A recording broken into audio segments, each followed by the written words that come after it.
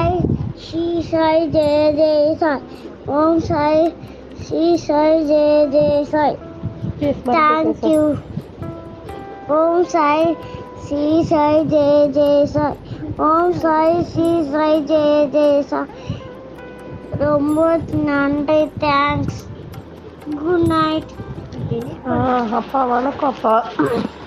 எனக்கு வந்து மண்டே வந்து தாலி செயின்லேருந்து நான் முறுக்கு செயின் தான் போட்டுட்ருக்கேன்ப்பா. அதுலேருந்து ஒரு ஸ்லைஸ் மட்டும் தனியாக வந்துடுது, தொங்கிட்டு இருந்துச்சு. அதுக்கப்புறம் தட்டாங்கிட்ட கொடுத்து காமிச்சேன், பற்ற வைக்கலாமா அப்படின்னு. வேண்டாம்மா, இதில் பற்ற வைக்க முடியாது, முறுக்கு வர்றது சொல்லிட்டு தனியாக கட் பண்ணி எடுத்துகிட்டு வந்து மனசே சரியில்லை, ஒரு மாதிரி ரொம்ப ஒரு மாதிரி இருந்துச்சு. அப்புறம் நேற்றுக்கு போயிட்டு கோவிலுக்கு போயிட்டு எலுமிச்சம்பழம் சூளத்தில் குத்திட்டு அப்புறம் விளக்கு போட்டுட்டு சாமி கும்பிட்டு வந்தாம்மா நீ தான் சொல்லிட்டு. காலையிலும் எனக்கு ஒரு மாதிரி இருந்தது, உடம்பே சரியில்லைப்பா.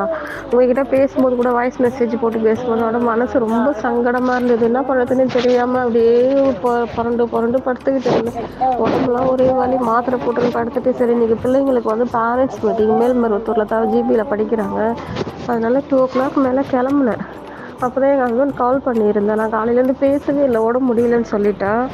அப்புறம் அதான் சொன்னாங்க, இது மாதிரி வண்டி வந்து நான் லாரியில் மோதிட்டு அப்படின்னு சொல்லிட்டு. பாருங்கப்பா, லாரியில் அடியில் வரைக்கும் போய் இருக்குது. இங்கே அவருக்கு ஒன்றுமே தெரியலையா அந்த வண்டியில் போயிட்டு முட்டும்போது.